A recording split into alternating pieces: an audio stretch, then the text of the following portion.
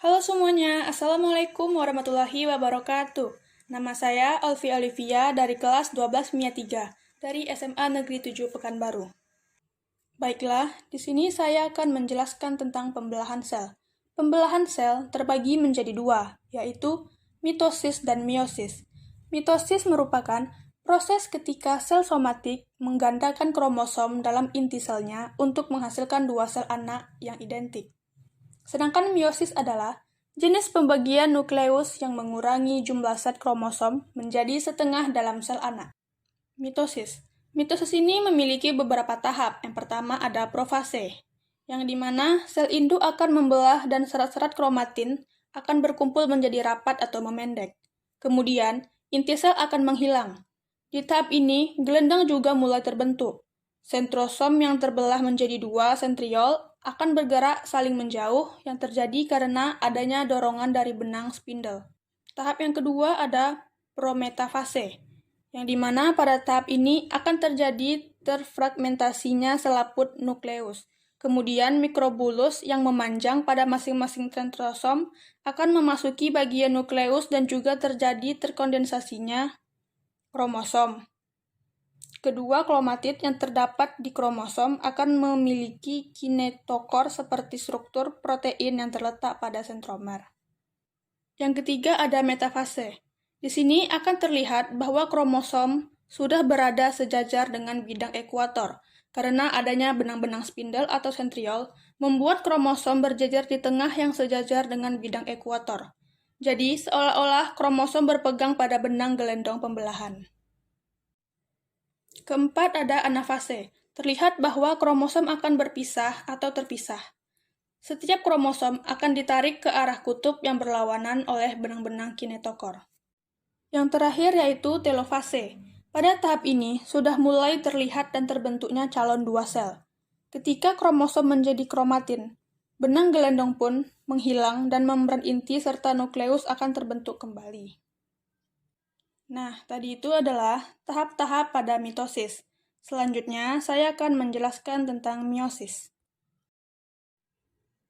Pada meiosis, terdapat dua, yaitu ada tahap meiosis 1 dan tahap meiosis 2. Pada tahap meiosis 1, terbagi lagi menjadi beberapa tahap. Yang pertama ada profase 1. Pada tahap ini, benang-benang kromatin akan mengalami proses pemendekan dan penebalan, sehingga bisa membentuk sebuah kromosom. Pada setiap bagian dari kromosom yang terdiri dari dua bagian kromatid yang akan bergabung dengan homolognya sendiri. Yang kedua ada metafase 1. Pada fase ini, maka kromosom akan bergerak menuju bagian bidang ekuator atau bidang pembelahan dan pada kromosomnya yang memiliki sifat homolog akan tetap saling bergandengan dan juga chiasma akan tetap ada. Yang ketiga ada anafase 1.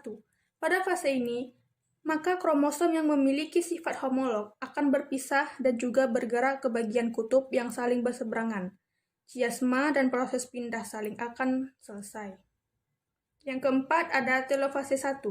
Pada fase ini akan terjadi proses sitokinesis sehingga akan terbentuk dua buah sel yang masing-masing pada bagian yang memiliki satu buah inti dengan bagian sebelah dari kromosom yang memiliki sifat homolog. Lanjut, kita akan membahas tahap meiosis 2. Pada tahap meiosis 2 ini terbagi beberapa tahap lagi. Yang pertama ada profase 2.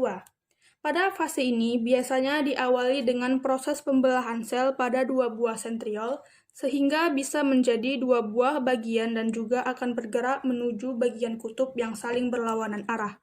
Kemudian mikrotubulus akan membentuk benang-benang spindle dan juga membentuk membran inti. Selanjutnya, nukleus akan lenyap. Selanjutnya ada tahap metafase 2. Pada fase ini, bagian kromatid akan bergerak menuju ke bagian bidang ekuator. Bagian sentromer yang terikat oleh benang-benang spindle yang berasal dari bagian sentriol. Yang ketiga ada anafase 2. Pada fase ini, bagian kromatid yang berpisah akan membentuk sebuah kromosom dengan bagian sentromernya sendiri-sendiri. Selanjutnya akan bergerak menuju ke bagian kutub yang saling berlawanan arah. Yang terakhir ada fase telofase 2. Pada fase ini, bagian kromosom yang telah sampai pada bagian kutub dan selanjutnya akan mengalami proses dekondensasi, yang akan menjadi kromatin dan juga akan terbentuk bagian selaput inti di bagian sekeliling inti tersebut oleh mikrotubulus. Proses berikutnya adalah terjadi juga proses sitokinesis sehingga akan terjadi pembentukan 4 buah sel yang baru. Nah, dari 2 tahap pembelahan sel ini, mitosis dan meiosis memiliki hasil akhir, yaitu pada meiosis berhasilkan 4 sel anak yang bersifat haploid, sedangkan pada mitosis memiliki 2 sel anak yang bersifat diploid. Baiklah, cukup sekian yang dapat saya sampaikan. Semoga dapat bermanfaat untuk kita semua. Terima kasih.